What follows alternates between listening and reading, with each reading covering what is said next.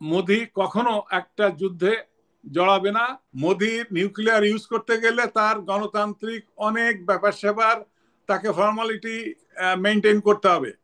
তো পাকিস্তান, আমি নির্ঘাত বলতে পারি, ওই সেনাবাহিনী যদি ডিসিশন নেয় যে বোতাম চাপবো, বোতাম চাপলেই ঘটনা ঘটে যাবে। এটা মোদিও জানে যে উত্তেজনাটা ভারত এবং পাকিস্তানের মধ্যে চলছে। হুম। তার পাশাপাশি বাংলাদেশ, আমরা নেইবারিং কান্ট্রি হয়ে সর্বদা যেটা বলেছেন, আলোচনার মধ্যে আমরা আছি, থাকবো এবং থাকতেই হবে। It is the part of the game. Geographical লোকেশনের জন্য, তারপর আমাদের যদি ইতিহাসের দিকে যাই, তো ভারত পাকিস্তানের যে কনফ্লিক্ট, যুদ্ধ যুদ্ধ খেলা, এটা হচ্ছে তাদের জন্মগত কিছু বৈশিষ্ট্য থাকে। ঠিক সেই হুম। আমি বলবো 1946-47 সালে সর্বপ্রথম জিন্না সাহেব বুঝালেন যে একটা মুসলিম সম্প্রদায়ের রাজনৈতিক উত্থান হয়েছে, যদিও উনি কংগ্রেসের নেতা ছিলেন প্রথম অবস্থায়।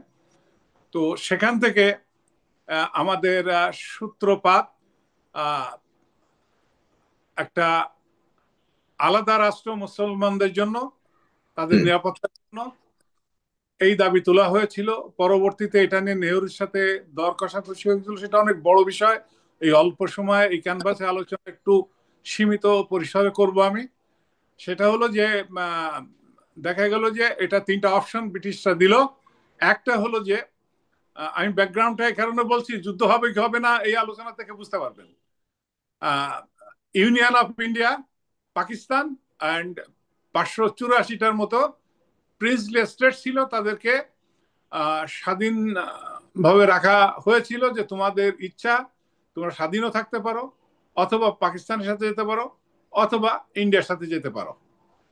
তো এই বাকিগুলা তো পরিণতি আমরা জানি। তিনটা প্রিন্সলি স্টেট, এই কাশ্মীর অন অফ দেম, মহারাজা হরি সিং ছিল এটার প্রধান, আর হায়দ্রাবাদ আর মহীশূর, এই তিনটা স্টেট কারোর সাথে না যে হুম। তারা আলাদা ছিল। আর কাশ্মীর, হরিজনকে আমি তার একটু জীবনী কিছু দেখি, তিনি কেন কোন স্টেটে যায়নি, এই পার্টিশনের পরপরই এই দুই নেতা কায়েদে আজম এবং পণ্ডিত জওহরলাল নেহরু টানাটানি করছিল হরিজনকে যে তোমার এটা আমার সঙ্গে একীভূত করো। দুইজন দুই দিকে রশি টানাটানি করতেছিল। এই অবস্থার মধ্যে উনি চিন্তা করলেন যে কাশ্মীরে তখন হিন্দু ছিল সংখ্যা একটু বেশি, মুসলমান ছিল, শিখ ছিল, অন্যান্য সম্প্রদায়, বুদ্ধিস্ট কিছু ছিল।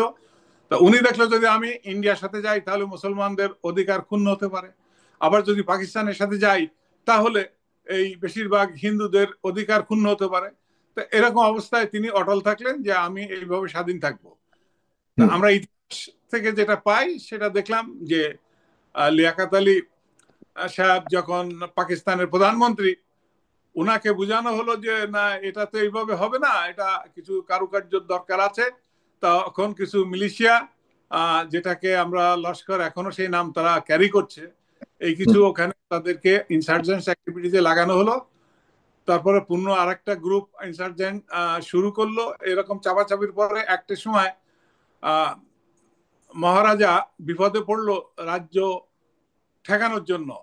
পিছনে হুম। পাকিস্তানের মদদ এবং পাকিস্তানের আহ, সেনাবাহিনী, আহ, সদ্য ছদ্মবেশী সেনাবাহিনী ওখানে তারা ইনসার্জেন্ট হয়ে ঢুকেছিল।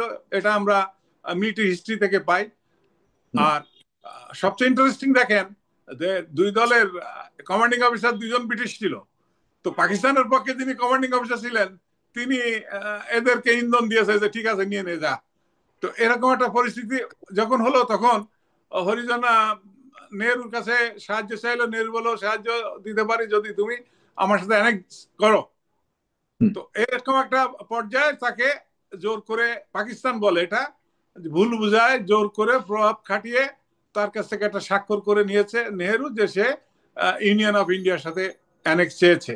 এই হচ্ছে মূল শিকড় আমাদের হুম, কনফ্লিক্টের। আর এর পরবর্তী যে ইস্যুগুলা সেটা হচ্ছে এখন রাজনৈতিক। রাজনৈতিক ইস্যু কেমন? এই দুই দেশের সরকারের প্রবলেম থাকে, কারণ আমাদের বাংলাদেশে বেশিরভাগ একই জাতীয় সম্প্রদায় বা জাতি, বাট ওখানে এত ভিন্ন ভিন্ন গ্রুপ, ভিন্ন ভিন্ন ধর্ম, জাত পাত বেশি দুটা দেশেই।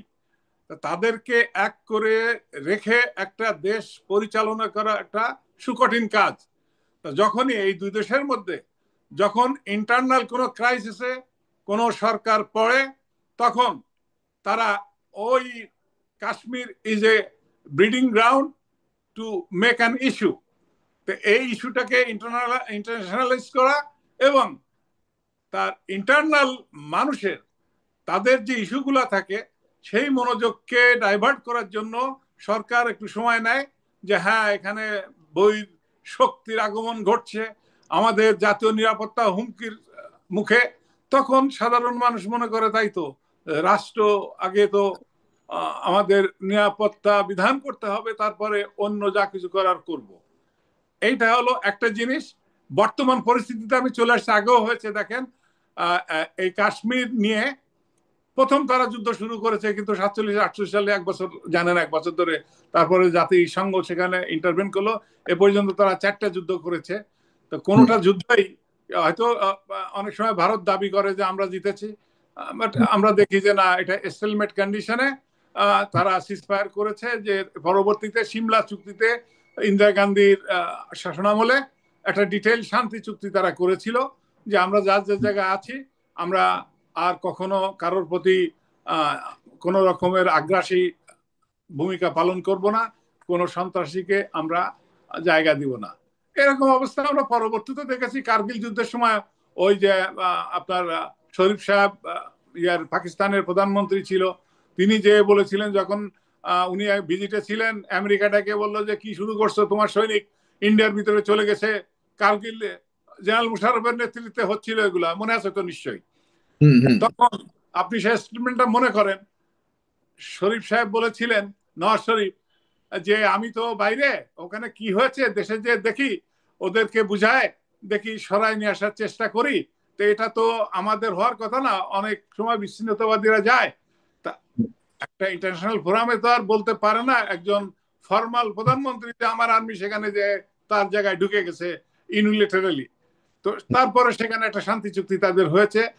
এইভাবে তাদের সবকিছুই চলতে থাকে। আর প্রতিদিন সকালবেলা এখানে একটা কথা বলে নি, যেহেতু আমি সীমান্তেও চাকরি করেছি, সেনাবাহিনীর চাকরি করেছি, আবার এই রাজনীতিবিদদের, বাংলাদেশের এই সকল প্রেসিডেন্ট এবং প্রধানমন্ত্রীদের সাথে আমি চাকরি করেছি দীর্ঘদিন।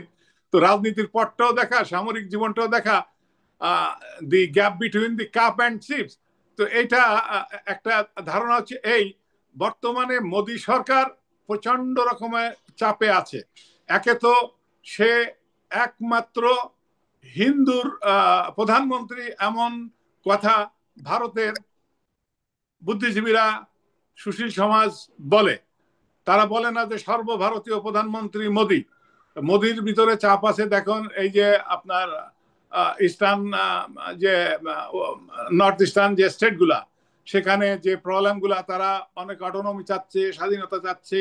সেখানে তাদের রিজার্ভ ফোর্স ডিপ্লয় করা হয়েছে, রেঞ্জার ডিপ্লয় করা হয়েছে, এমনকি আর্মি ডিপ্লয় করা হয়েছে। হিন্দু, মুসলিম, খ্রিস্টান অকাতরে জীবন হুম, দিচ্ছে। আসাম দেখেন, নাগাল্যান্ড দেখেন, মণিপুরের সব জায়গায় এটা তো আছে। এর মধ্যে আবার মোদির এখন যে ট্রাম্প কার্ড, সেটা একমাত্র যে এই মুসলমানদেরকে যদি সন্ত্রাসী আখ্যা দেওয়া যায়, সন্ত্রাসী তৈরি করা যায়, তাহলে সে হয়তো আপাতত এই ধরনের চাপ থেকে জাতিকে ডাইভার্ট করে নিতে পারবে সীমান্ত এলাকায় কাশ্মীর সমস্যা নিয়ে, যে আমরা আক্রান্ত হব, আমাদেরকে এখন বড় ধরনের পরিস্থিতি মোকাবেলা করতে হবে।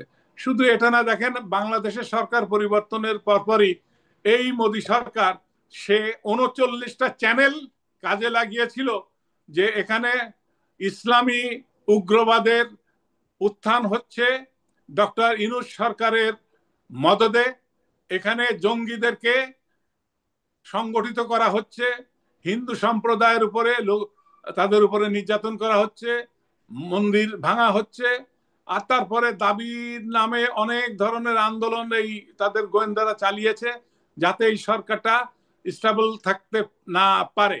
তো তারা তাদের কিছু প্রোপাগান্ডা মেশিন আছে রেডিমেড, বিজেপির, এরা করে থাকে। এই জায়গায় যুদ্ধ হবে কি হবে না, এখন সেই জায়গায় একটু আসি। মোদি হচ্ছে গুজরাটের প্রকৃত একজন ভালো ব্যবসায়ী। অনেকে চা বিক্রেতা বলে, চার সাথে বিস্কিটও বিক্রি করে, মুড়িও বিক্রি করেছে। তো গুজরাটের একজন ব্যবসায়ী, ব্যবসায়ীরা প্রথম খোঁজে তার পুঁজি ঠিক থাকবে কিনা। তো এই অবস্থায় দেশের অর্থনীতি, দেশের সামগ্রিক অবস্থা, মোদি কখনো একটা যুদ্ধে জড়াবে না। কারণটা হচ্ছে এই যে দেখুন, ওই দুইজন বীরের মধ্যে যুদ্ধ খুব কমই হয়। একজন বোকার একজন যদি বীর হয় তখনই কিন্তু ওই বোকাই মেরে দেয়। তো পাকিস্তান, ভারত দুটাই নিউক্লিয়ার পাওয়ার রাখে। মোদির নিউক্লিয়ার ইউজ করতে গেলে তার গণতান্ত্রিক অনেক ব্যাপার স্যাপার, তাকে ফর্মালিটি মেনটেন করতে হবে। তো পাকিস্তান, আমি নির্ঘাত বলতে পারি, ওই সেনাবাহিনী যদি ডিসিশন নেয় যে বোতাম চাপবো, বোতাম চাপলেই ঘটনা ঘটে যাবে। এটা মোদিও জানে।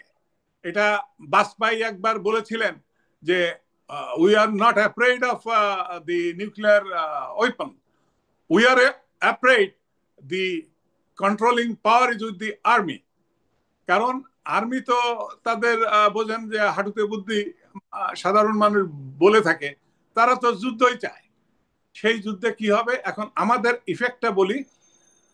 আমরা ক্ষতিগ্রস্ত কিভাবে হব, নিউক্লিয়ারের যে বিকিরণটা, তেজস্ক্রিয়া, সেটার সাথে সাথে যেটা হয় সাফোকেশন, নিঃশ্বাস বন্ধে মারা যেতে পারে।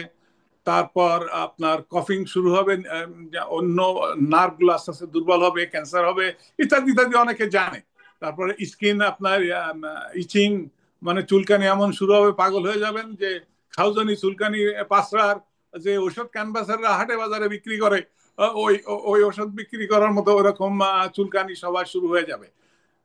বাংলাদেশের অবস্থাটা একটু পরে আসি, পাকিস্তানের কথাটা বলি। পাকিস্তান এই যুদ্ধ হলে আর না হলে, পাকিস্তান কিন্তু হলেও ভালো না হলেও ভালো। পাকিস্তান কেন হলে পরে কারা বেশি ক্ষয়ক্ষতির শিকার হবে বলে মনে করেন?